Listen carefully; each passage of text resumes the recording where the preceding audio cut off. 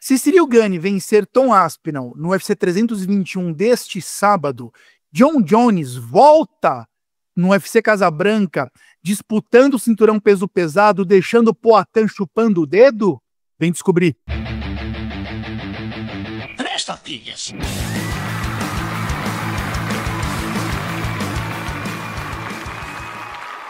Cavaleiros e Brutamontes, donzelas e desdonzeladas, Aspinall versus Gane.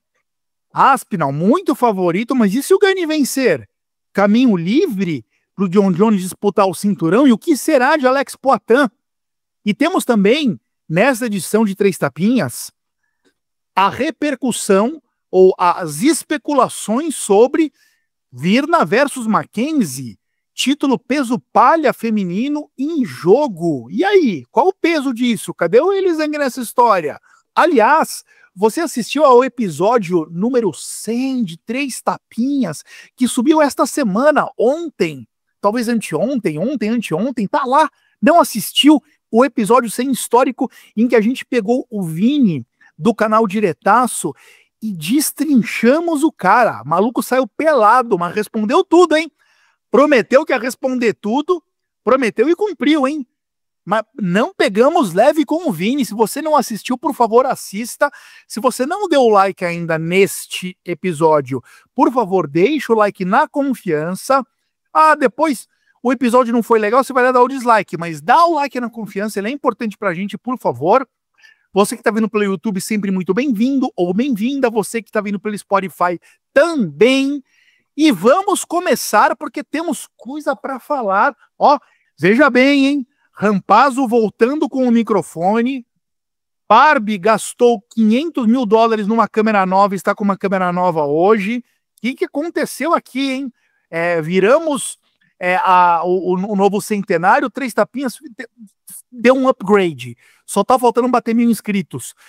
Antes de falarmos do UFC 321...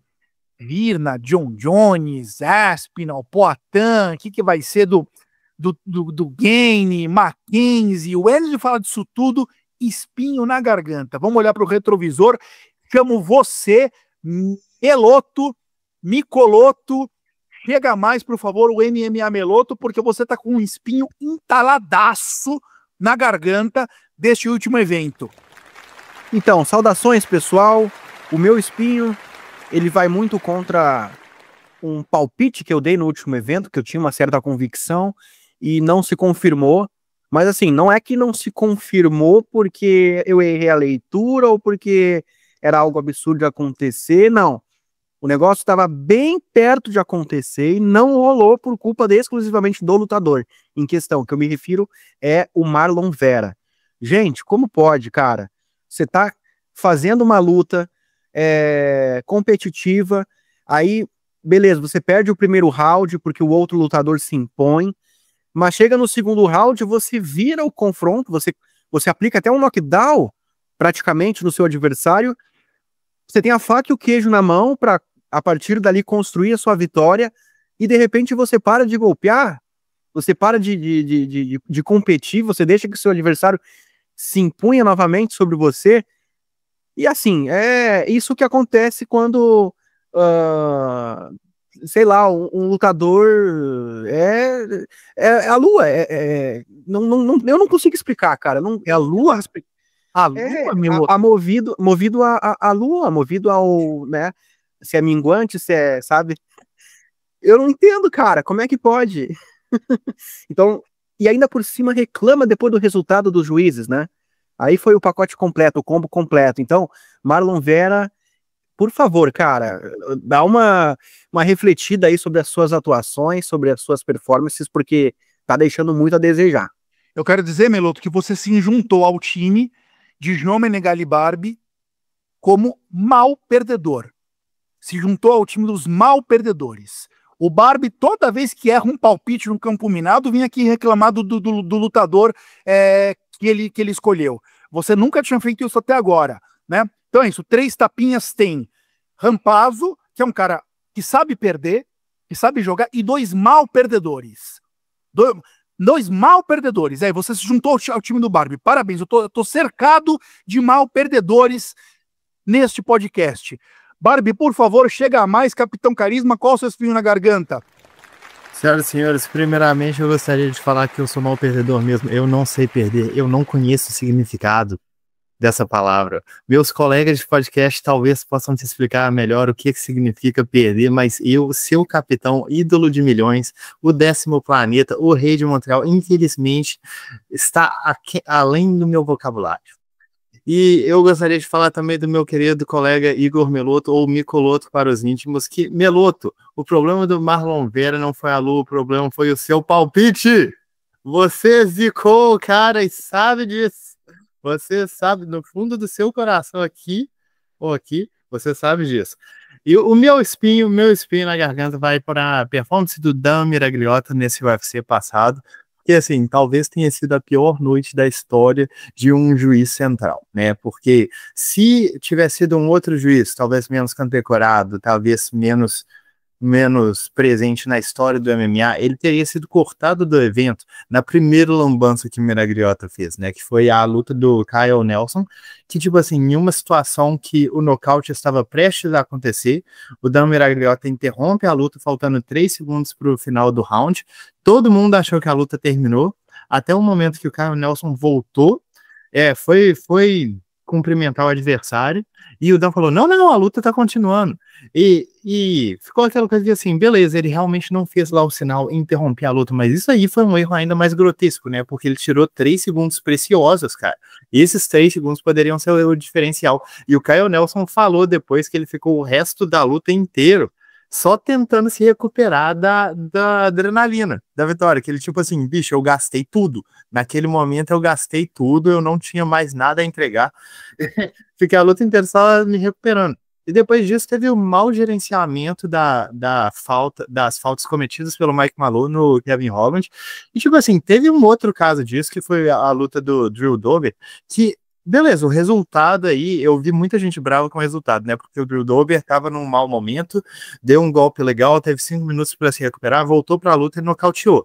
Mas o gerenciamento da falta ali foi perfeito, né? Eu vi muita gente falando, pô, mas ele tirou vantagem disso. Beleza, mas ele também perdeu um ponto, e se o adversário tivesse falado não quero voltar, o Drew Dober teria ou sido desqualificado, ou a luta teria ido para uma decisão que o Drew Dober teria perdido porque ele tinha perdido um ponto, sabe? Então a forma que aquele juiz gerenciou a situação foi perfeita, mesmo que o resultado não tenha sido mais moral, vamos dizer. Mas agora, o Dan Miragliotta deixou o Mike Malone explodir os testículos do Kevin Holland, não tirou ponto, mesmo sendo uma falta recorrente, viu o cara sentindo dor depois de 5 minutos, falou volta pra luta, no intervalo falou que se o Kevin Holland não quisesse voltar, ele seria desqualificado, e isso aqui é literalmente contra as regras, isso aqui não é interpretação do juiz. Se o Kevin Holland não quisesse voltar no intervalo do round, ele perderia por nocaute ou por desistência, mas ele não seria desqualificado.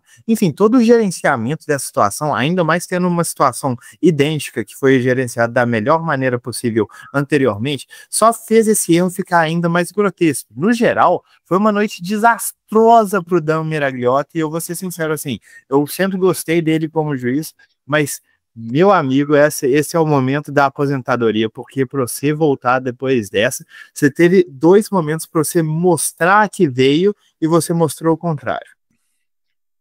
Muito bem, o meu espinho na garganta diz respeito a este episódio, que é o episódio de número 101 de Três Tapinhas. Gravamos na edição passada o episódio de número 100, com uma sabatina, estreando um quadro novo aqui, que a gente pretende repetir outras vezes, que é Três Tapinhas Sabatina, com perguntas de verdade, não é ficar enchendo a bola e levantando a bola para o entrevistado cortar, são perguntas que tem como intenção tirar o entrevistado da zona de conforto. Acho que quem assistiu gostou, e chegamos ao episódio de número 101, 100 episódios de Três Tapinhas no ar, fizemos um aniversário centenário, e eu queria pedir para o Meloto e para o Barbie junto comigo aqui abrirem os microfones, por favor, para uma pequena salva de palmas. E você que está do outro lado aí também, dê uma salva de palmas para Três Tapinhas que fez, vejam só, quem diria, chegamos à 101ª edição que aqui é hoje. Uma salva de palmas. Muito bom, muito bom. E vamos ver quem vai ser o próximo torturado de 3 tapinhas sabatina. Tem alguns nomes pipocando aí. O Vini estreou com maestria este quadro. Chegamos agora, então, na pergunta capiciosa. Vamos para ela. UFC 321, Aspinall versus Gane. Meloto, começo com você, cara. Responda a pergunta que eu fiz na abertura deste episódio, por favor. Você já parou para pensar nisso, Meloto? É peso pesado. Aspinall é muito favorito, todos nós sabemos disso. Todos nós, inclusive vocês, audiência. Mas é peso pesado. Ciryl Gane não é nem nunca foi uma baranga. É um ótimo lutador.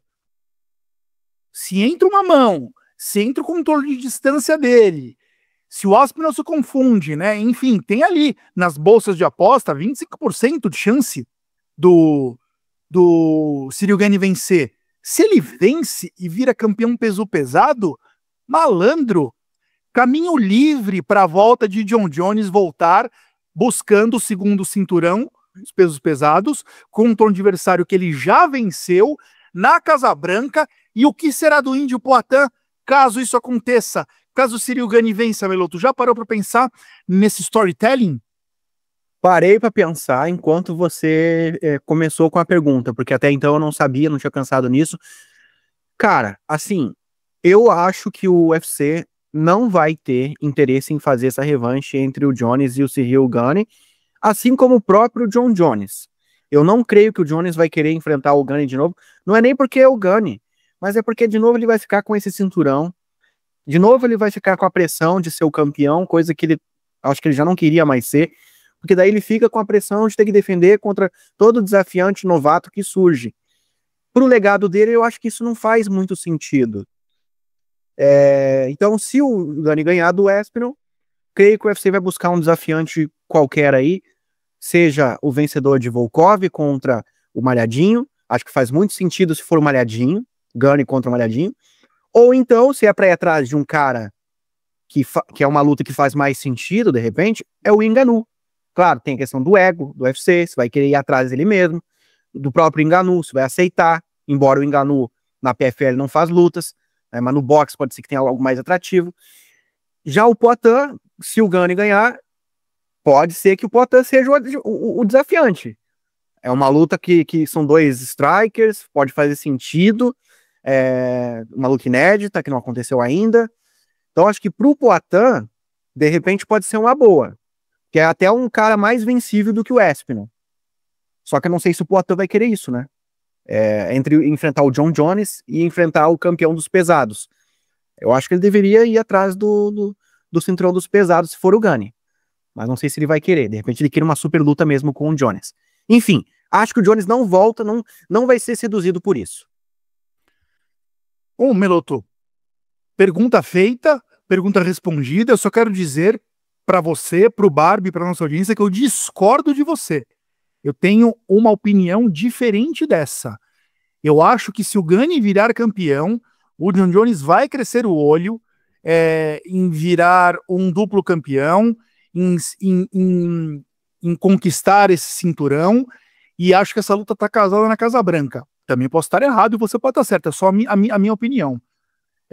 Barbie, antes da sua pergunta capiciosa, rapidinho, sem se prolongar muito, qual o teu achismo nisso? Eu, honestamente, assim, eu não concordo muito com o que o Meloto falou dessa luta ser desinteressante pro John Jones, porque seria uma oportunidade dele vencer um cara que ele já venceu, retornar numa luta bem mais tranquila para pegar um cinturão, ainda mais chefiando um evento na Casa Branca, que é uma coisa que ele quer fazer, sabe? Eu acho que essa luta seria bem interessante para ele desse ponto de vista, mesmo que ele fosse pegar o cinturão e imediatamente começar a chocar o cinturão, ou largar logo em seguida. Eu acho que só para fazer isso, chefiar evento na Casa Branca, vencer o Ciryl Gane pela segunda vez, falar assim, peguei mais uma vez, venci o campeão peso pesado, eu sou o cara, ele venceu o cara que todos falavam que ia me vencer, e eu venci ele novamente, sabe? Isso aí só para tirar a moral, eu acho que isso interessaria o Jones. É o que eu penso também, né? De novo, podemos estar errado e o Melo tô certo, mas é o que eu penso também. E aí, o que restaria pro Poatan, hein? Vamos supor, Meloto, que eu e o Barbie estejamos certos. O que restaria para o Poatan? Porque eu acho que o Poatan é um nome muito grande e vai estar neste evento da Casa Branca. Eu acho que daí seria uma defesa de cinturão na sua própria categoria mesmo, né? Carlos Zulbeck. Ali na Casa Branca, pode ser, pode ser. Eu não vejo o Poatan fora desse evento. Ele é uma estrela para além do Brasil, né? Uma estrela global. Mas Alex Poatan e fãs do Poatan que querem ver essa luta contra o John Jones, né? Porque eu não acho aconselhável, eu já falei aqui inclusive, mas o Alex Poatan que quer muito essa luta com o John Jones, torça pro Tom Aspinall este sábado. Barbie, agora sim, sua pergunta capiciosa, o malvado sorrindo pra você. Barbie, é o seguinte, cara, Virna Jandiroba e Mackenzie Dern ao mesmo tempo, as duas juntas no octógono ao mesmo tempo, contra o Elisang. O Elisang versus Virna e Mackenzie. Duas contra uma ao mesmo tempo. Quem que venceria, Barbie? Pau a pau a luta? É duro isso, né? É duro. Bom, obviamente não acho que seria uma luta pau a pau, mas é duro porque, assim, se a gente for combinar as habilidades das duas, ainda acho que fica uma coisa muito aquém da campeã, que tá subindo de categoria, possivelmente para não voltar mais. E é uma parada meio triste, porque existiu uma certa decadência recente no peso palha, que já foi a melhor categoria feminina do UFC inteiro, e que, tipo assim, não existem muitos nomes novos nela, sabe? Não existem pessoas que estão escalando o ranking nessa altura do campeonato. A Zhang estava se firmando como uma campeã cada vez mais dominante, e aí ela subitamente desaparece. E a impressão que dá é que a vencedora dessa luta da Mackenzie contra a Virna vai ser muito segundo lugar, sabe? Porque não é uma coisa que a gente ficaria naquela super expectativa. Bom, eu acho a Virna uma excelente lutadora, mas eu também acho que a Zhang trucidaria ela, sabe? E contra a Mackenzie, mesma coisa. Eu não acho nem que a Mackenzie deveria estar disputando esse título, para ser bem sincero. Imagina ver Mackenzie Dern com o cinturão em 2025, sabe? Essa é uma coisa muito fora da realidade de quem estava acompanhando a categoria, justamente por ter uma campeã extremamente dominante, por ter boas contenders, mesmo assim. E aí imagina terminar o ano de 2025 com a Mackenzie Dern sendo campeã, dá muito a impressão que a categoria perdeu o rumo, muito subitamente. Não, Barbie, eu infelizmente concordo 100% com você. Quero dizer para nossa audiência aqui que eu gosto muito da Mackenzie Dern. Quero dizer para nossa audiência aqui que eu gosto ainda mais da Virna Jandiroba, gosto muito das duas. Mas quem vencer a luta neste sábado, na minha opinião, é uma rainha sem coroa. A grande campeã dominante não venceu, e na minha opinião, a Tatiana Soares, que foi a que perdeu a última disputa de cinturão contra o Weili Zhang, seria favorita contra as duas. Então, assim, para mim tá muito uma cara de uma campeã sem coroa. O tempo pode provar que eu estou errado, mas hoje a minha opinião é essa. Infelizmente, aqui em Três Tapinhas, nós não puxamos saco de lutadores e lutadoras. É o único podcast que fala, que trata a vida como ela é, como diria o dramaturgo Nelson Rodrigues. E bora pro Rampazzo Reage. Rampazzo Reage? Olha aqui, sem enrolar muito, abre aspas pro Caê Marques, que fez um longo comentário, e eu vou tomar a liberdade de ler o comentário inteiro dele. Compreendo o ranço do Rampa pelo Poatan não aceitar críticas. É fato que, na maioria dos casos, foi totalmente sem motivo o estresse do índio com quem fala dele. Como fã do Poatan, para mim é fácil compreender o lado dele também. Conheço o comportamento das pessoas da região que ele nasceu e sei que, apesar dele ter um dos maiores QIs de luta da história dos esportes de combate, quando se trata de interpretação de frases, sua inteligência é bem limitada. Caê, concordo 100% com o que você falou, você concordou comigo, eu estou concordando com você agora. O Poatan parece ter uma dificuldade de de entender que críticas podem ser construtivas, que críticas não são necessariamente pessoais, são às vezes esportivas, técnicas, ele não consegue separar uma coisa da outra. É possivelmente uma dificuldade cognitiva, como você diz aqui. Seguindo aqui, e eu vou comentando conforme eu vou lendo aqui para ganhar tempo. Aí o Caê continua, muda de assunto e vem falar do Vini. Abre aspas. O Vini foi o único caso para mim que o Poitin não foi justo. Na verdade, foi mais respeitoso que o Vini, do que o Vini merecia. Provavelmente por não ver tudo que o Vini falou dele. Vini era hater do Poitin já há bastante tempo. O Vini nunca foi hater do Poitin. Ô, Caê, eu já vou te falar sobre isso. Eu conheço o Vini, nunca foi, mas vamos lá. Acho que por bater em um dos seus lutadores favoritos, a Adesanya. O Vini realmente gosta muito da Adesanya. Todas as análises do Vini, até treta dos dois, já era muito enviesada e torcendo contra. Chegou a falar que para ganhar do Giri na revanche, Poitin teria que melhorar em tudo. Vini tomou um chamado ao vivo do Poitin, ficou com cara de bunda e foi nocauteado nas palavras por um homem que mal sabe falar.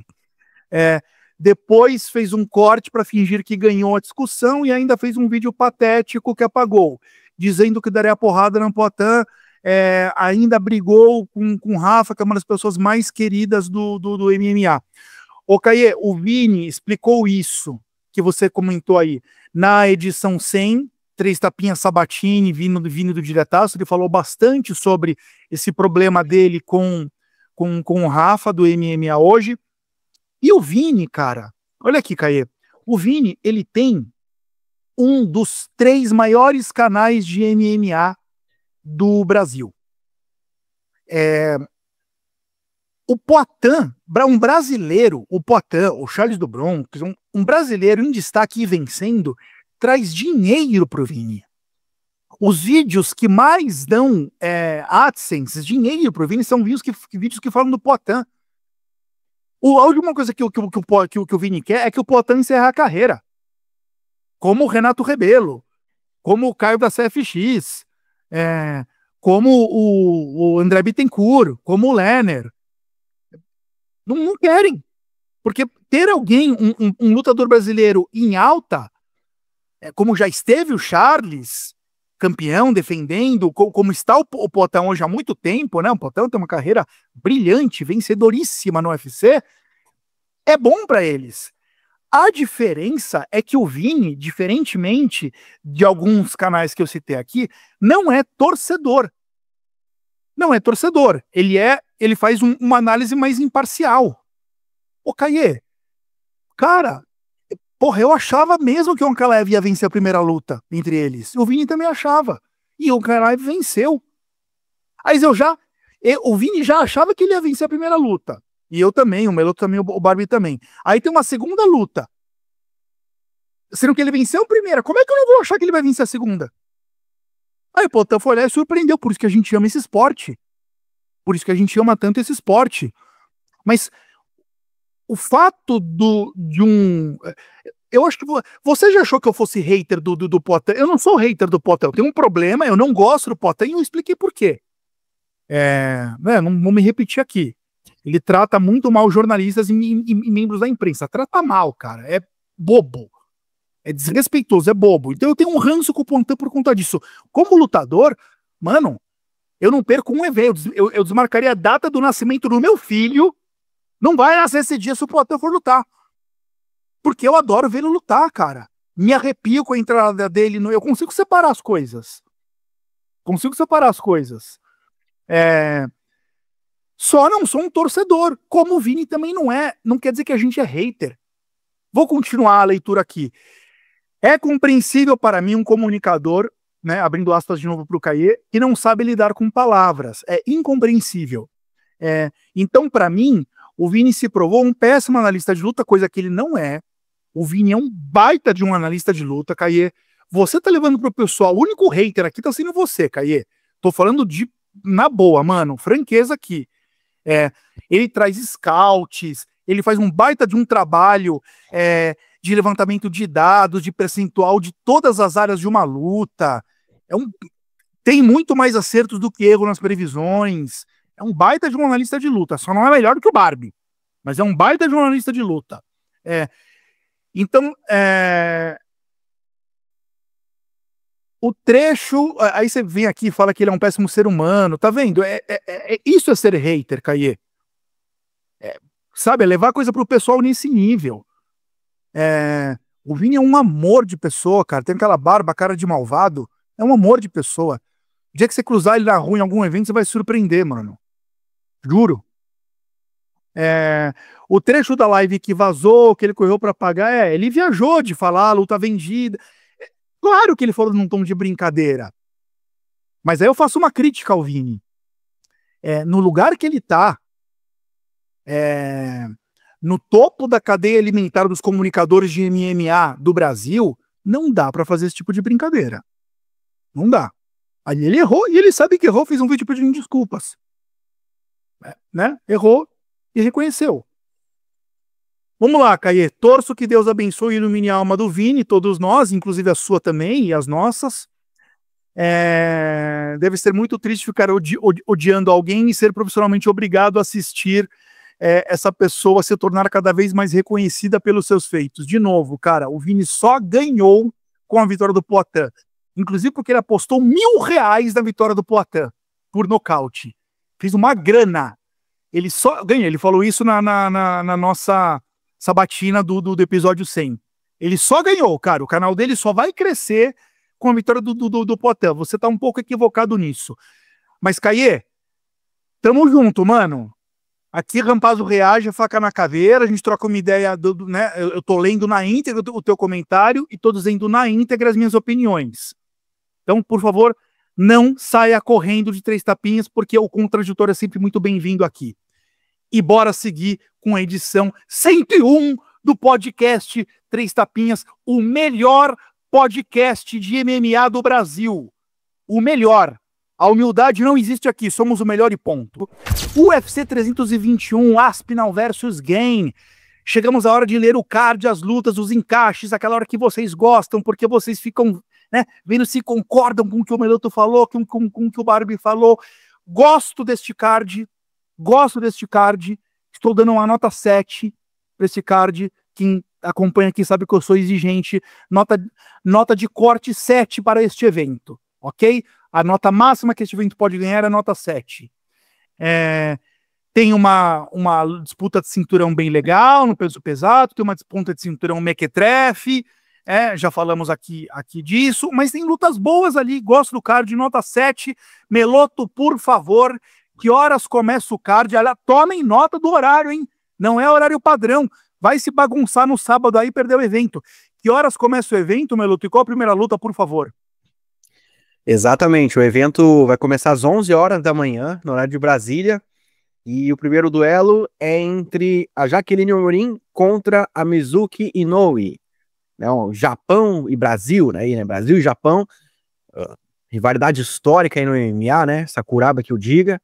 São lutadoras interessantes, não são ranqueadas ainda, mas tem boas qualificações. A Jaqueline Amorim foi campeã aí da LFA, tem um jiu-jitsu de altíssimo nível.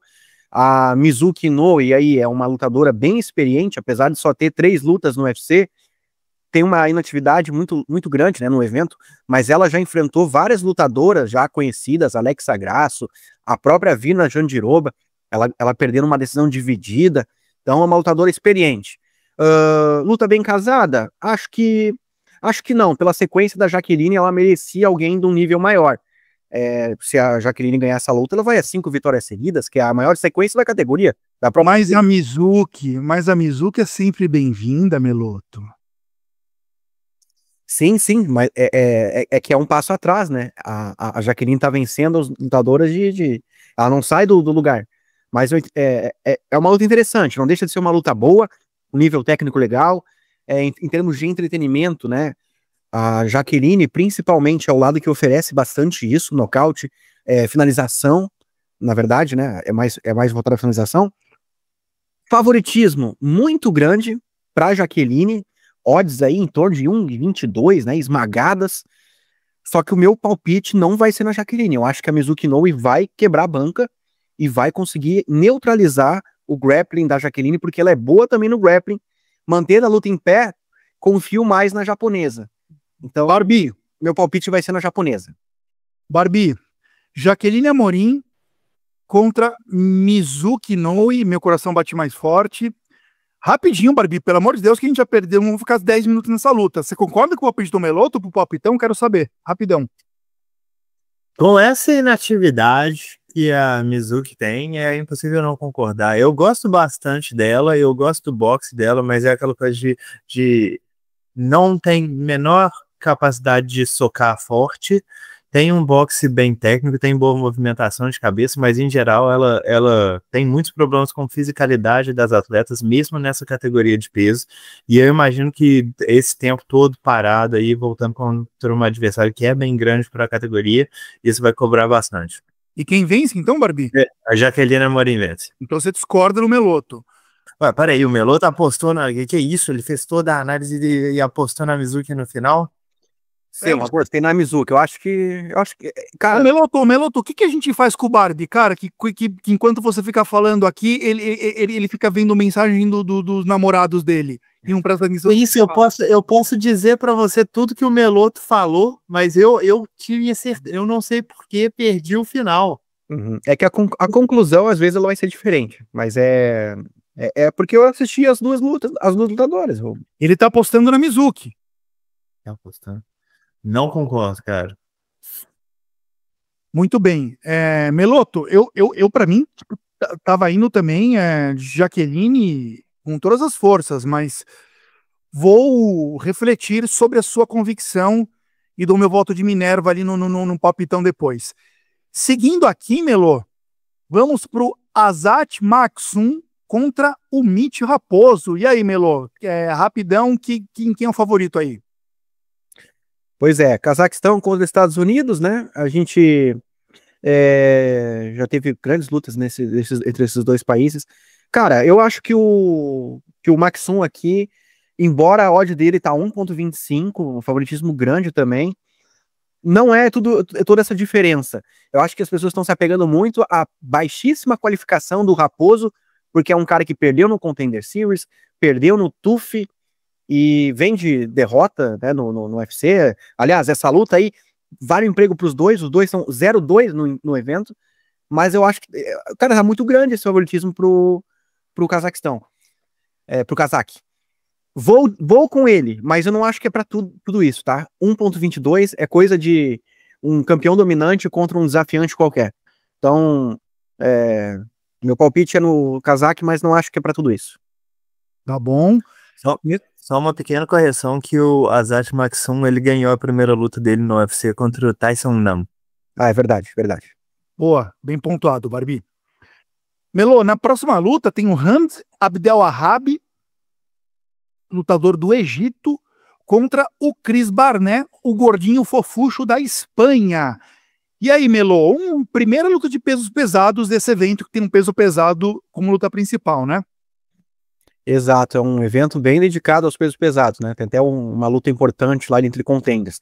Bom, Egito e Espanha, como tu disse, o Egito não tem muita experiência no MMA, né? O Hamz é o primeiro egípcio da história do UFC, e curiosamente é o país do Ali Abdelaziz, né? Que é de lá, representa aí, talvez o lutador mais famoso de lá, que hoje é empresário. O Chris Barnett, eu até me chamou a atenção ele representar a Espanha, mas eu verifiquei, realmente, ele nasceu na Espanha, em Zaragoza. O sobrenome dele é Rames, né? É Christopher Rames Barnett. Foi para os Estados Unidos, né, na infância. Cara, aqui é difícil apostar no Chris Barnett, né? Um cara também muito inativo, só que ele mesmo sendo inativo, nas lutas que ele faz, ele mostra que não tem um nível de UFC, assim. Eu, pelo menos, não vejo muito nele, né? Ele tem uma história muito grande aí, é veteraníssimo. Foi um dos primeiros, se não o único, talvez, que eu lembre, assim, um campeão super pesado, né? Lutava com 150 quilos, mas faz muito tempo isso, agora é outros 500. 39 anos, assim, não espero grandes coisas, grandes viradas na carreira dele agora. É um cara que passou por problemas pessoais aí, né? Perdeu a esposa em 2022, teve um problema sério aí de depressão. Então fica muito difícil acreditar nele. Acredito que o Hamdi Abdelwahab vai vencer essa luta, vai usar o poder de wrestling dele, né? Um cara que lutou na greco-romana aí, nas seletivas olímpicas, e vai anular tudo que o Chris ali tentar impor fazer. Creio na vitória do Hamdi Abdelwahab. Bom, só para dizer aqui, né, a odd também é um favoritismo muito grande para o egípcio, né? 1,22 ali. Todas as lutas aí, essas 3 primeiras, muito desniveladas em termos de odds. E a próximo confronto é entre o Nathaniel Wood contra o José Delgado, né? O José Delgado, confronto entre pesos penas. Barbie, fica à vontade para falar um pouco desse confronto. O que você acha? Cara, lutaça, potencial para inclusive ser a melhor luta da noite, como são praticamente todas as lutas do Nathaniel Wood. O Nathaniel Wood, inclusive, eu não entendo por que o UFC detesta ele tanto, né? Porque é um cara que tá sempre metido em lutas boas, é um cara que luta contra qualquer um, tá numa sequência bem bacana aí. Fora essa derrota contra o Mohamed Naimov, que aconteceu 2 lutas atrás, foi amplamente considerado um resultado incorreto, que também teve diversas trapaças. Ele tá numa sequência bem bacana, venceu o Daniel Pineda, venceu o Morgan Charrieri, as 2 lutas boas, mas ele só anda de lado, cara, ele pega o mesmo nível de oponente toda vez, não consegue subir nos rankings, não faço a menor ideia do motivo, também não é o cara mais ativo do mundo, eu acho que é a primeira vez que eu vejo ele lutando com maior frequência, é esse ano, inclusive, e tá pegando justamente o José Delgado, que tá vindo aí de uma sequência bem bacana de vitórias, depois de vencer a luta dele no Contender Series, venceu 2 adversários por nocaute, esse último aí, o Haider Amil, que inclusive estava invicto antes disso, foi um nocautaço em menos de 30 segundos de luta, é um trabalho sensacional combinando aí o boxe dele com as joelhadas. Essa vai ser uma luta de trocação, completamente passada lá, a não ser que o Nathaniel resolva mixar o jogo, porque os dois se baseiam muito mais nisso. O José Delgado, ele é um lutador de mais pressão, de mais combinações longas, trabalhar mais clinch com joelhadas e cotoveladas, tem mais poder de nocaute que o Nathaniel Wood, bem mais, inclusive,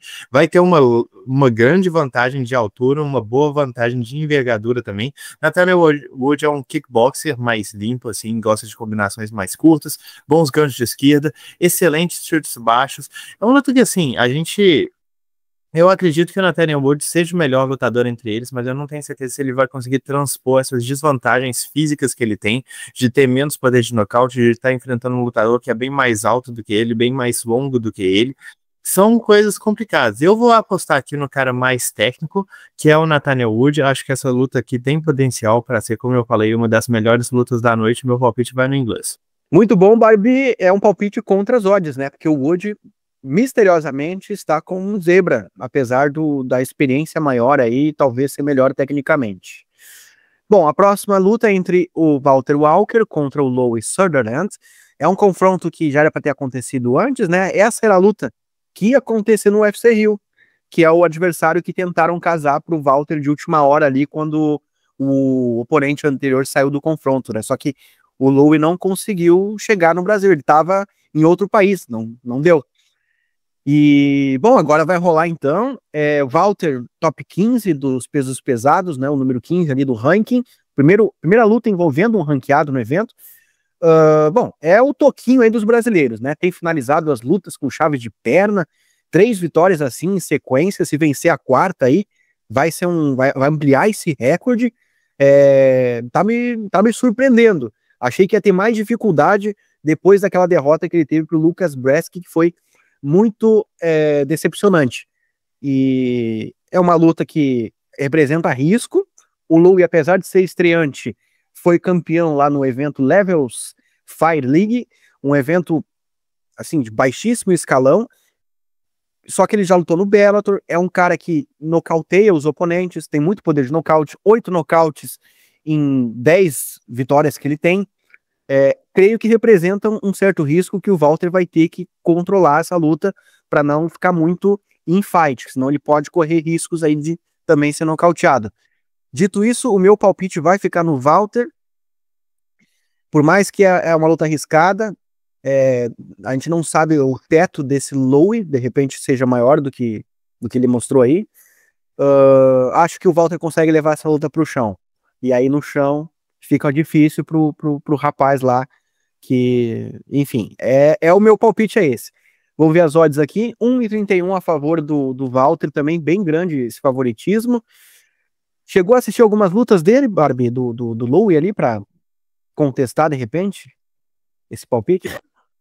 Cara, é um adversário fisicamente muito promissor, né, nesse sentido, mas eu acho que a coisa mais significativa a respeito dele que a gente pode dizer é que é um caso muito claro de alguém que desinflou entrando no UFC, né? Você vê as lutas dele fora do evento, cara gigantesco, parece o incrível Hulk, e agora subitamente parece xoxo, murcho.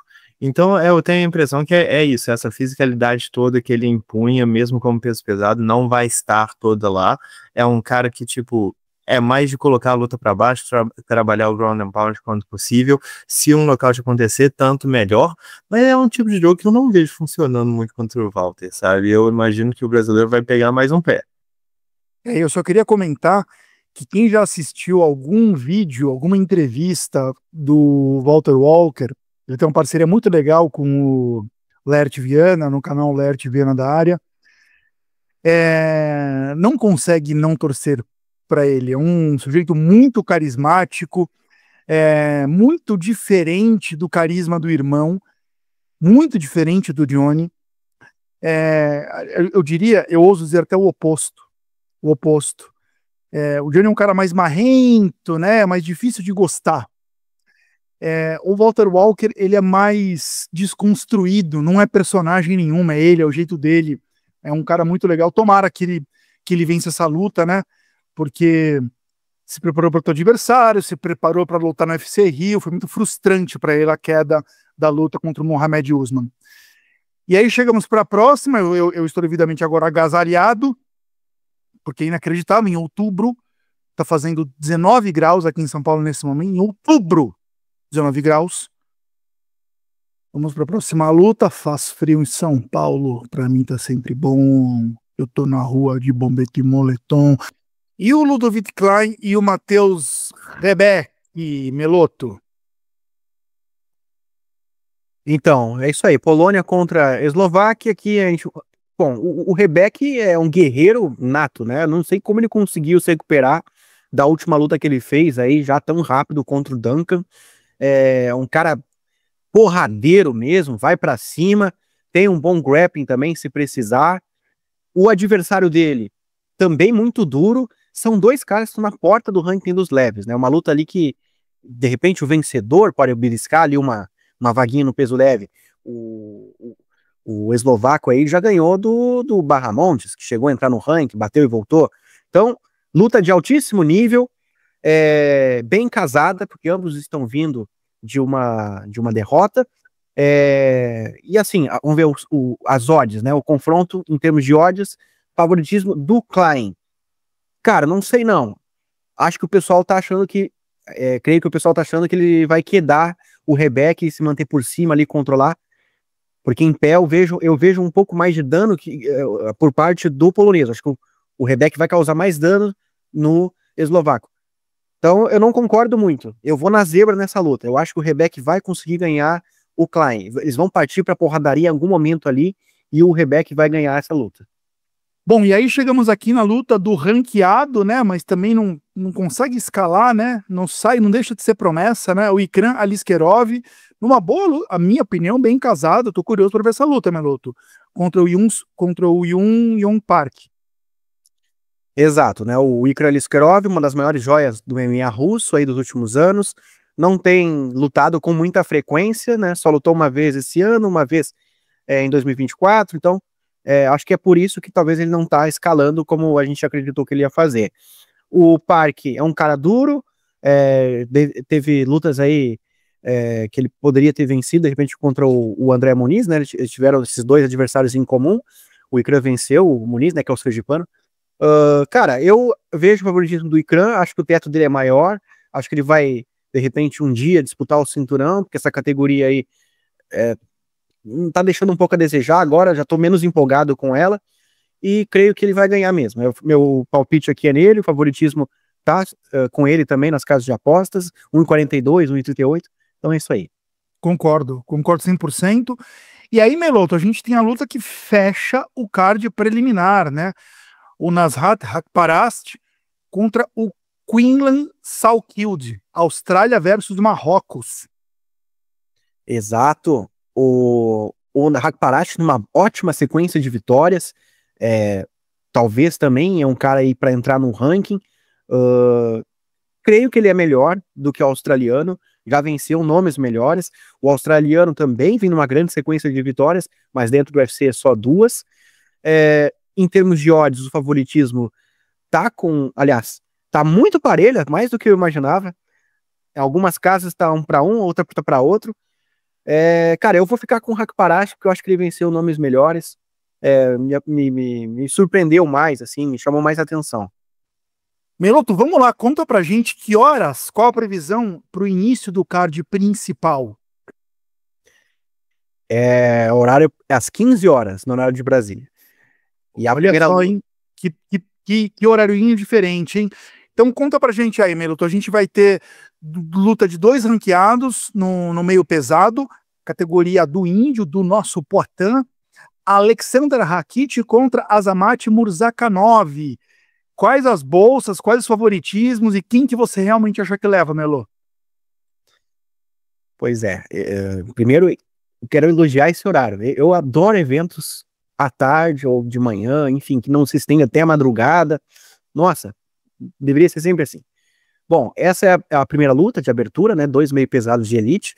O Rakic já teve um momento melhor no UFC, atualmente aí tá deixando a desejar, bateu num teto, né?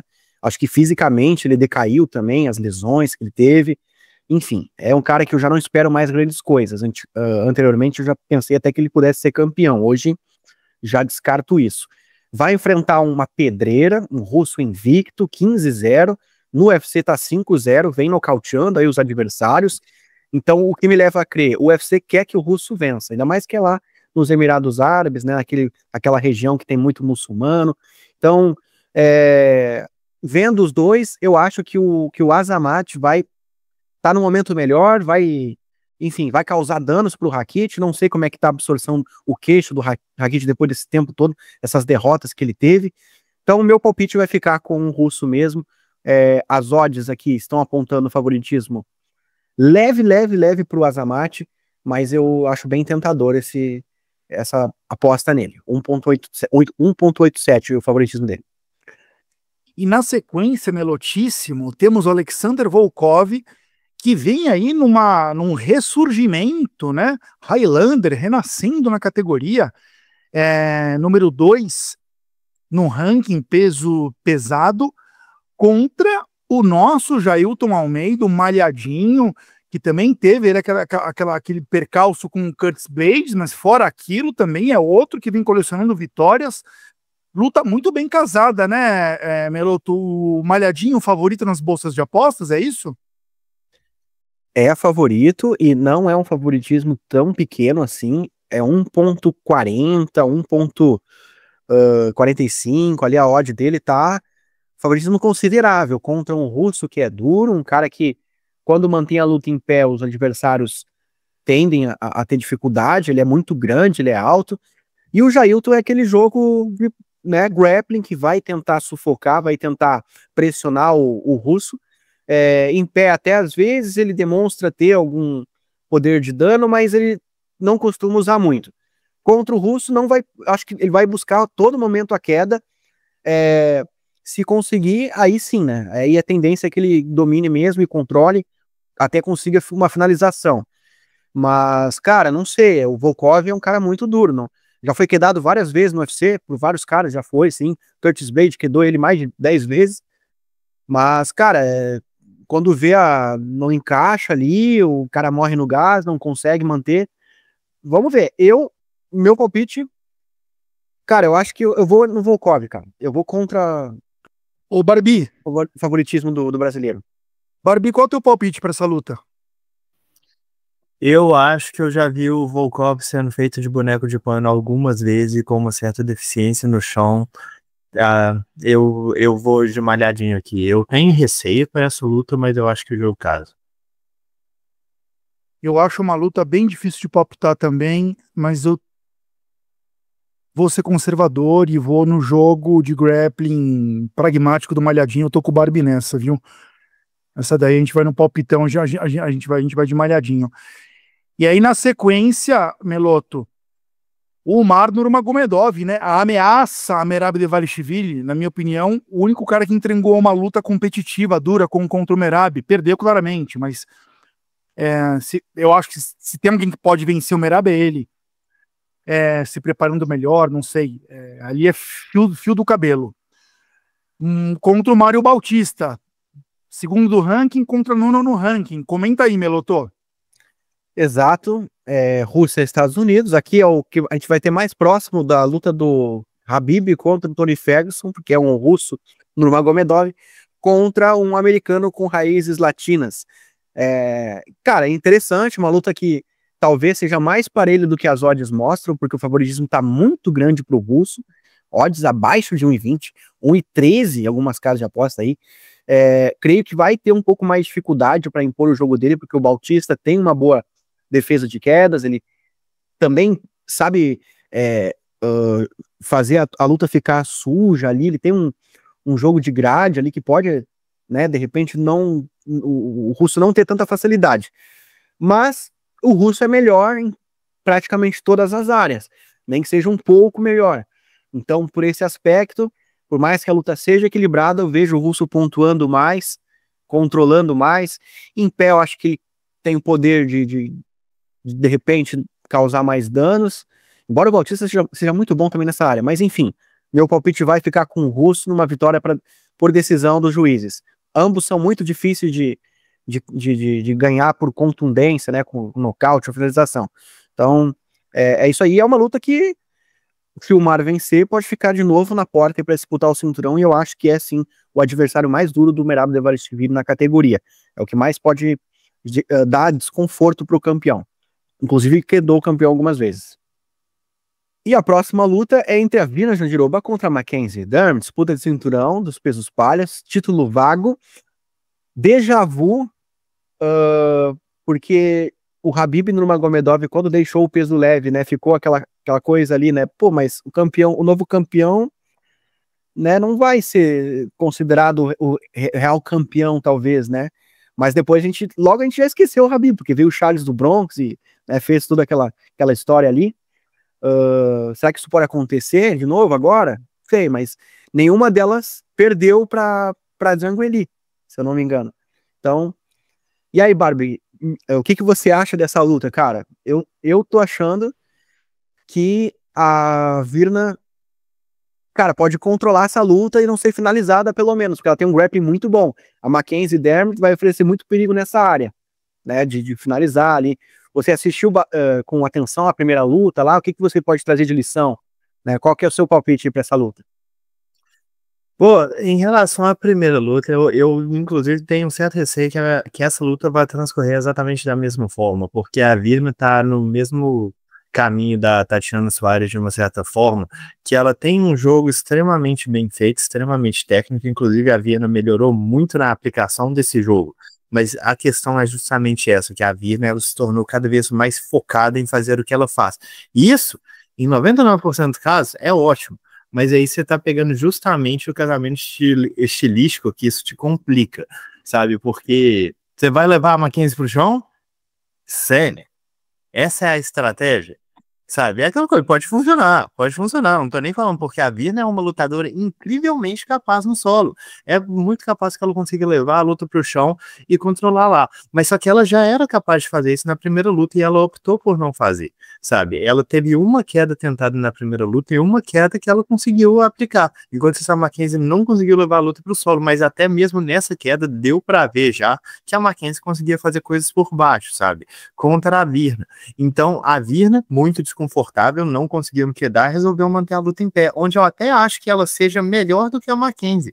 Porém, a Mackenzie é mais braba que ela.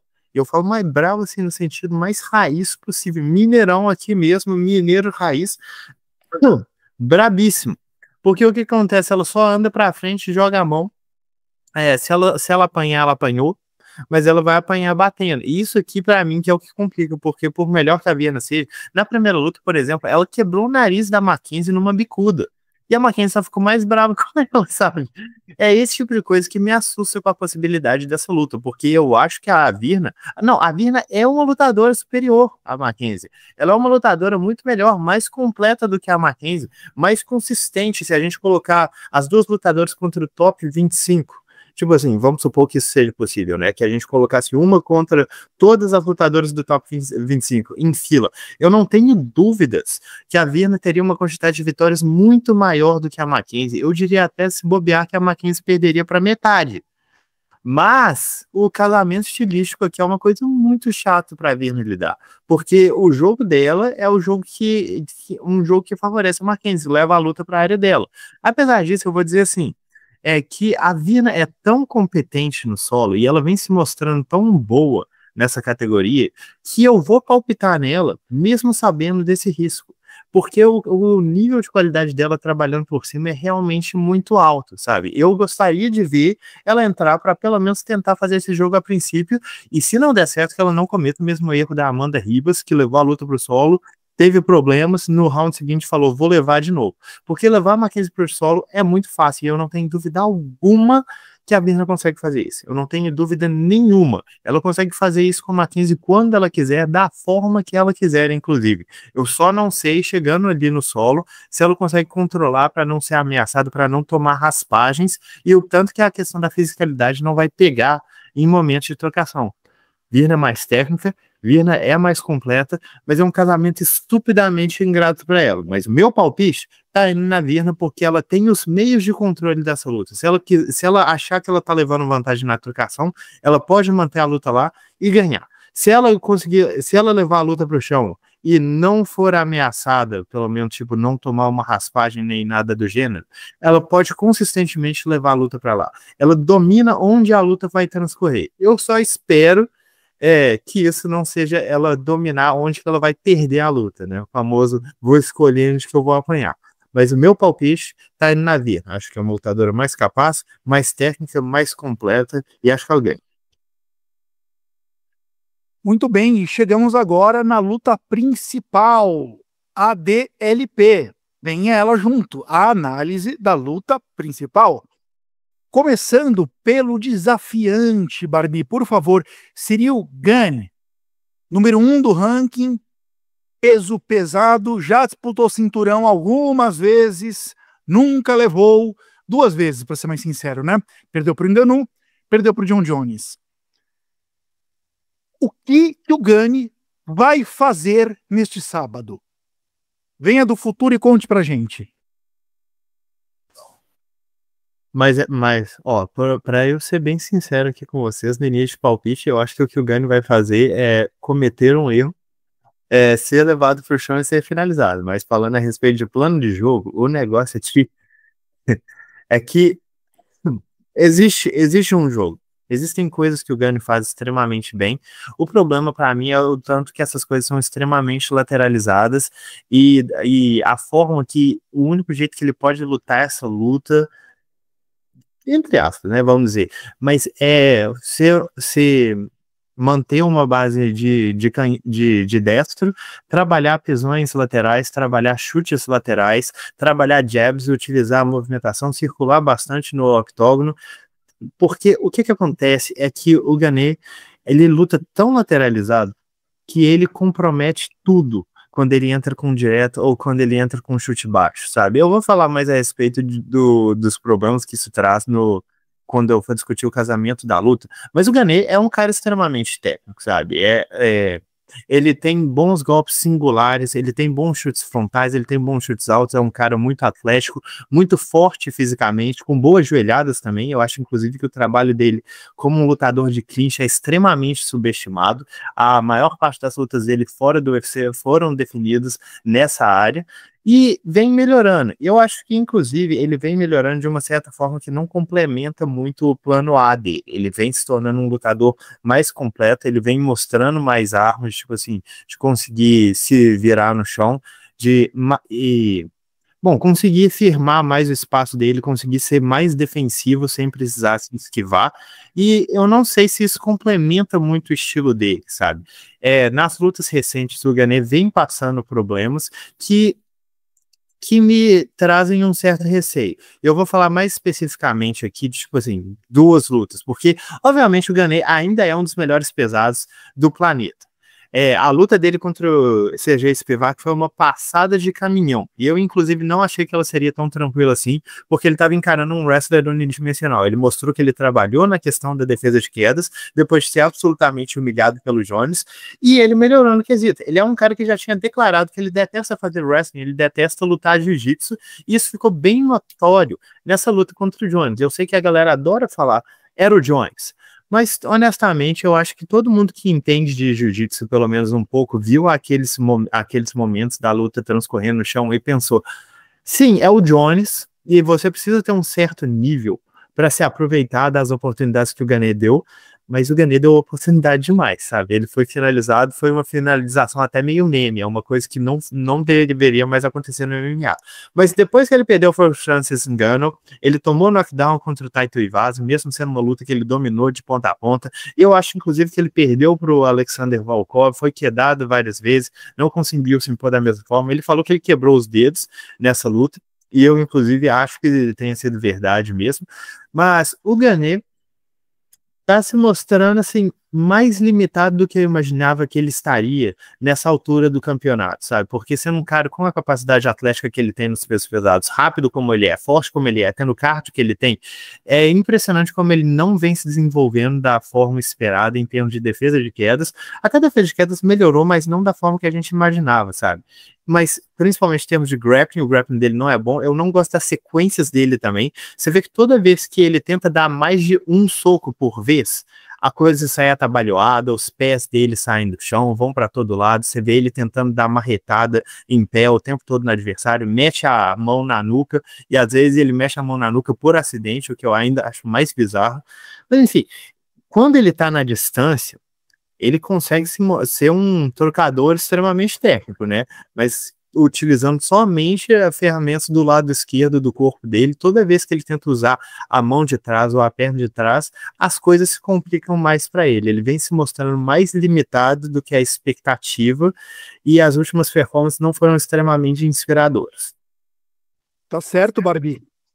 E do outro lado, temos o campeão, né? Um campeão absolutamente sedimentado, temido, Tom Aspinall. O que Tom Aspinall vai fazer com Ciryl Gane? Qual o jogo do Tom Aspinall para essa luta? Você já antecipou. Vai quedar o Gane, Barbie, é isso? Eu imagino que sim, inclusive. Eu acho que essa é a estratégia ideal, apesar do Aspinall ter lá ele tem maior número de knockdowns aplicados no menor tempo de luta, eu acho que da história do UFC se bobear, né? Porque é isso, o cara tem 40 nocautes já no primeiro minuto de luta dentro do UFC. Muda o adversário, mas não muda a luta. Inclusive, eu vou dizer que quanto mais ele subiu, mais rápido os nocautes vieram. Mas eu acho que uma coisa que me interessa muito no Aspinall é que ele parece ser muito consciente de eu quero fazer o jogo correto, sabe? E inclusive quando falavam a respeito dele, a respeito do Poatan com ele, tipo assim, pra mim o Poatan seria uma luta que o Aspinall venceria mesmo em pé, mas ele falou, bicho, contra o Poatan, tocou o sino e eu entro na queda. Tem nem erro, sabe? Não vou nem brincar com essas coisas. E eu achei, mesmo que ele não fizesse isso, eu achei uma declaração muito interessante, porque mostra uma falta de orgulho que eu acho que é muito bacana para um lutador nesse nível, sabe? Que é tipo assim, vou fazer o jogo. Não tenho medo nenhum, nem de estar falando para você que eu não vou me dignar a arriscar nessa luta, sabe? Isso aqui é uma coisa que eu acho muito interessante, e eu acho que é por isso que ele vai fazer esse jogo contra o Gane. Ele pode trocar contra o Gane. Bicho, o Aspinall é veloz, estupidamente atlético, baixo pesado pra caramba, ele pode não ser defensivamente muito responsável, e isso aqui é um fato, porque ele toma porrada em toda luta que passa, tá se valendo aí do queixo bastante, que é um queixaço pra peso pesado, mas ele bate também, tipo, bate igual um caminhão, sabe? É aquela combinação de velocidade com poder de nocaute que vem definindo todo mundo, com combinações simples de boxe. Boas fintas, tem bons pisões na perna também. É até difícil fazer uma avaliação mais completa do Aspinall, porque mesmo que ele tenha muitas lutas pelo evento já, as lutas duraram pouquíssimo, é uma coisa que igual a gente já tinha falado do Francis Ngannou em um determinado momento, que é tipo, como que eu posso avaliar a melhora desse cara se ele tá nocauteando todo mundo em 30 segundos? As últimas lutas do Aspinall, as últimas 3 vitórias dele, que foram essa sequência para pegar o cinturão e defender o cinturão, todas elas juntas não dão um round, sabe? E obviamente a gente pode ver coisas bacanas, a gente pode ver a movimentação de cabeça, dele tentar impor um jab em cima do adversário. Inclusive eu gosto bastante da forma que ele trabalha o jab direto por cima, que ele deixa o jab às vezes no rosto do adversário para tirar a visão dele.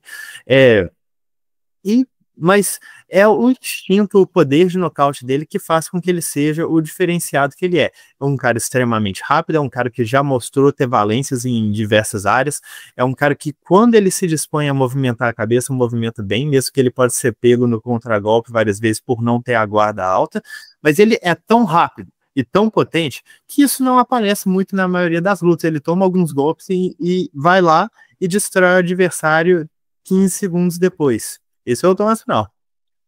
Ô Barbie, a gente já tem o teu palpite, né? Acho que você tá apostando numa finalização do Tom Aspinall, ou um ground and pound, você vai dizer agora. Mas a luta tá acabando pela via rápida a favor do Tom Aspinall. Só diz pra gente como que efetivamente você imagina essa luta acabando, e aquilo que a gente gosta de fazer aqui, né? Em percentuais. Você coloca o favoritismo do Tom Aspinall em que proporção com relação ao game? Percentual interessante. Eu acho que eu ficaria com 75% a 80% Aspinall. O que eu acho que seja perfeitamente razoável, porque eu tô dando uma chance em 4 ou 5 pro Gane vencer a luta. Talvez mais uma chance em 5.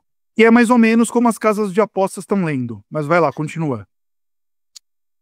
Eu diria que, assim, até se a gente for olhar o favoritismo pelo lado da casa de aposta, eu acho desproporcional, mas é porque, bom, a casa de apostas não se digna a pensar na coisa como se existissem 4 lutas, quantas o Gane venceria. Mas o que eu quero dizer aqui é que o problema pro Gane é que ele tem que fazer um jogo muito perfeito, sabe? Porque ainda mais você tem um adversário que está muito disposto a quedar. E a forma que o Gane compromete o equilíbrio dele, trabalhando não só a mão de trás, mas a perna de trás também, essas são oportunidades perfeitas pro Aspinall. E o problema de você não comprometer a sua mão de trás é que você está tentando lutar só com jab. Só com jab, gancho de esquerda, às vezes chutes na perna, que também comprometem o seu equilíbrio.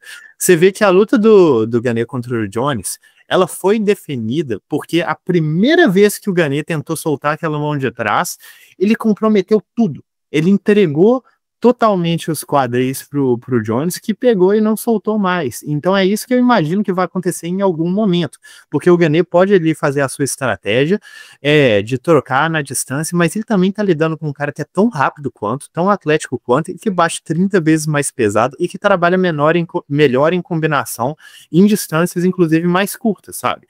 Então ele vai ter que circular de uma forma muito boa, ele vai ter que ser muito preciso com os jabs, com chutes frontais, prevenir a aproximação a todo custo, ser muito consciente em termos de defesa de quedas. Se por acaso quedado, ele vai ter que fazer coisas que eu nunca vi ele fazendo, sabe? E por isso que eu acho que fica difícil palpitar nele, porque todas as lutas do Gane até o momento, a gente pelo menos tinha a impressão que ou ele é mais técnico, ou ele tem melhor chão, ou ele é muito mais atlético. Nesse caso, ele provavelmente ou se equipar, o Aspinall provavelmente ou se equipara, ou ele supera o Gane nessas 3 coisas, sabe? Talvez ele não seja mais técnico em pé de um ponto de vista de técnica bonitinha, assim, mas técnica acaba sendo eficiência.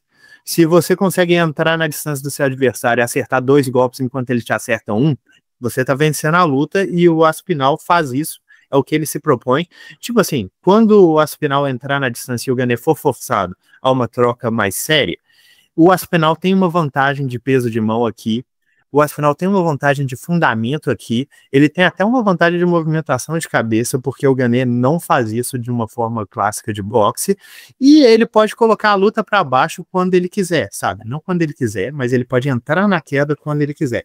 Então a estratégia para o Gane, ele tem que ser muito perfeito, e eu não acho que ele seja consciente, eu não acho que ele seja paciente o suficiente para não tentar, tipo, se expor pelo menos um pouco, para não tentar um chute alto, para não tentar um chute médio que pode ser pego, para não tentar um direto que expõe os quadris. E eu acho que, chegando no solo, o Ganet, ele tenta muita coisa por baixo, e isso aqui, para mim, me quebra, porque ele fica tentando chave de pé, ele fica tentando Kimura. Eu acho que o Aspinall vai se aproveitar desses momentos para passar a guarda, poder trabalhar um ground and pound, inclusive, e pegar uma finalização. É assim que eu imagino a luta terminando. O que pode ser um fator aqui é que a gente nunca viu o Aspinall, pelo menos dentro do UFC, passar do segundo round. E até essa luta dele que foi pro segundo round, tava com um volume menor do que a expectativa. Pode ser que ele canse muito rápido, isso inclusive é uma coisa que a gente meio que espera de um cara tão atlético, tão explosivo e tão poderoso como ele é. O meu palpite ainda tá firme no Aspinall, eu só tô falando que existe o caminho aqui pro Ganet vencer a luta, mas ele se vale de uma estratégia perfeita, executada de forma perfeita, ao longo de um tempo muito longo. E, bom, isso aqui fora, obviamente, uma pesada na cara que define a luta imediatamente, mas o favoritismo para mim do Aspinall é bem grande, ele pode definir essa luta em todas as áreas, e eu acho que ele vai pelo caminho mais seguro. Que luta! Vamos conferir nesse sábado, à tarde, lembre-se disso, e bora pro Campo Minado. Campo Minado. Bom, começando pelo recap do que aconteceu no evento passado, né? Começando por ele. Igor Melotto, também conhecido como Micoloto, foi de Marlon Vera vencendo Ayman Zahabi, pagando 2.10. Quen pro Melotto. Melotto tá com 7.06 no Campo Minado. Depois, o Barbie foi de Brandon Allen, vencendo Renier de Ridder, pagando 2,75. Check pro Barbie, que se mantém na liderança com 16.35. Olha a diferença do Barbie pro Melotto. O Melotto, o que você vai fazer na sua vida, cara? O que você vai fazer na sua vida? E na sequência, eu fui de Bruno Silva, Bulldoguinho, vencendo o Hyun-Sung Park. Check para mim também, pagando 3.0 na cola do Barbie. Rampazzo com 14,01, Barbie com 16,35. E o Melotto lá atrás com 7,06. Melotto, esse jogo começa a virar agora, né? Não sei. Eu sou o primeiro a falar. E eu estou indo de Mitch Raposo vencendo Azat Maksum, pagando 4. E você, Melotto? Eu hoje, minha bola de cristal nova aqui me disse que a Mizuki Inoue vai ganhar da Jaqueline Amorim, tá? Ó, se preparem, porque agora eu estou bem treinado. Pagando 4 também. E você, Barbie? Eu gostaria que o Melotto me dissesse onde que ele compra essas bolas de cristal para eu nunca ir lá. Mas meu palpite está indo, meu Campo Minado vai no Cyril Ganet também, pagando 4. A receita aqui, cara, é que eu vou contra a minha torcida, porque pelo menos eu vou ficar feliz de algum jeito. Isso. Você não pode dizer que você não aprendeu nunca nada comigo, Barbie. Que ilusão, cara. Cyril Ganet em 2025, pelo amor de Deus, cara. Apostar contra o futuro maior peso pesado da história do MMA. Bom, as 3 odds pagando 4.0, uma coincidência. E vamos ver o que acontece, né? Algo me diz que tem grandes chances desta vez de os 3 erraram. A gente está indo em favoritos, contra favoritos bem prováveis. A conferir. E bora empacotar esta edição 101 de 3 tapinhas. Tapinha de despedida. Tapinha de despedida começando por você, Barbie. Qual que é o teu tapinha de despedida? É na cara ou é no ombro? Bom, meu tapinha de despedida vai na cara do Renier de Ridder, mas não pelo motivo que vocês todos acreditam que seja. Porque, inclusive, eu vou dizer aqui, olhando no olho de todos vocês, que existe uma grande parcela de vocês, meus queridos soldados, que eu amo de todo o meu coração, que desceu o cacete no Renier de Ridder, né? Falou, arregão, correu da luta, não aguentado. Pra começar, que ele fez certo. Né, o corner dele fez certo, inclusive, né, que o corner parou a luta. Vocês estão malucos, né? Porque, tipo assim, não devia nem ter acontecido o 4º round. Depois do 3º round, o cara não conseguia nem levantar sozinho, e vocês ainda queriam que ele voltasse para baixo no 5º. Pra quê? Não conseguia resistir, não conseguia segurar as quedas, não conseguia fazer absolutamente nada no chão. Ia voltar pra quê? Apanhar, tomar uma concussão. mais dano. É isso aí, é disso que a gente gosta. Seus malucos, seus sanguinários. Mas por que meu tapa vai na cara do René Derrida? Porque foi uma performance muito bizarra. Eu sei que eu vi as lutas dele no One e eu sei que quando as coisas começam a ir mal pra ele, ele tende a arrefecer muito rápido, mas eu já vi ele lutando no UFC também várias vezes, em lutas que ele passou perrengue, inclusive até a luta dele contra o Geraldo Michael, ele passou um certo perrengue, voltou na luta, venceu. A luta dele contra o Robert Whittaker tomou um knockdownzaço, achei que ia ficar por lá, voltou, venceu, luta de 5 rounds, alta pressão, e dessa vez, cara, foi um round de ground and pound, o segundo round, e ele não conseguia mais respirar. Então, tipo assim, podem ter 40 mil motivos para isso ter acontecido, pode ser, eu teimo aqui em não dar muito mérito pro Brandon Allen, porque pode ter sido, né, mas eu não vi nada extremamente significativo que ele fez que deveria ter tido o mérito de drenar todo o cardio de um cara que se valeu disso para vencer as suas maiores lutas. O que eu acho que aconteceu, e eu acredito seriamente nisso, é que ele fez muitas lutas num prazo curto. Ele fez muitas lutas num prazo curto. Eu acho que foram o quê? 3 ou 4 lutas no período de um ano, cortando muito peso. E, cara, é isso. O corpo cobrou, não aguentou, ou entrou com lesão, sei lá. O corpo cobrou, responsabilidade toda do Reinier Derrida, porque perdeu a chance. Foi feito de bobo por um cara que ele deveria ter tirado para nada. E digo mais, teria sido feito de bobo pelo Anthony Hernandes, e eu acho que até o Borrachinha teria ganhado essa luta. Tapa na cara do Reinier Derrida. O meu tapa de despedida vai nas costas do Khamzat Chimaev. Arregou. Porque está pedindo, clamando por uma luta contra Alex Poitin na categoria de cima. E eu acho isso muito interessante, porque a gente tem aí, né, o Barbie acabou de falar da derrota do Reinier Derrida, uma categoria com desafiantes xoxos para o Chimaev. Né, o Reinier Derrida tinha um hypezinho que poderia oferecer alguma resistência, e agora perdeu para o Brendan Allen. Brendan Allen não é um desafiante possível, então vai ter que o Imavov mesmo, que ganhou do Caio Borralho, que seria um desafiante mais interessante. As estrelas não ajudaram, se alinharam e jogaram contra o reinado do Chimaev. E ele vem fazendo um barulhinho ali contra o Poitin para uma super luta na categoria de cima que eu acharia super interessante, um confronto de estilos muito, muito interessante mesmo. O Poitin tão maior, né, do que o Chimaev. Eu acho legal esses lutadores que miram lutadores temidos de categorias de cima. Eu acho corajoso. Né, eu sempre cito o exemplo da Amanda Nunes, que buscou a Cris Cyborg quando ninguém queria, todo mundo corria da Cris Cyborg, ela buscou e conseguiu aquela luta no grito, na garganta. Eu acho legal isso que o Chimaev está fazendo, tapa nas costas dele. Vai lá, Meloto. Bom, o meu tapa ele vai na cara do Dan Migliotta e também de outros árbitros centrais que estão errando com muita frequência e erros absurdos dentro do UFC. Eu sei que o Barbie já tocou nesse assunto no início do podcast, mas me surpreendeu demais, me choca, cara, um ato da experiência do Dan terminar uma luta antes mesmo do cronômetro apontar ali o fim.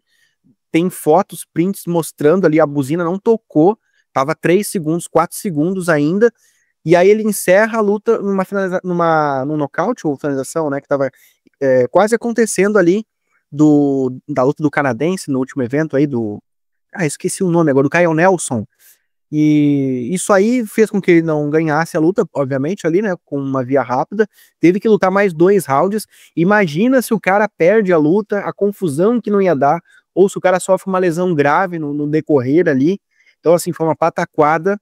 Esses árbitros têm que prestar mais atenção, tem que haver algum tipo de, sei lá, teste no ouvido para ver se o cara tá escutando bem, porque não é possível, cara, terminar a luta antes do tempo, na hora que o cara vai finalizar ou nocautear, absurdo, tapa na cara dele e de quem é responsável aí.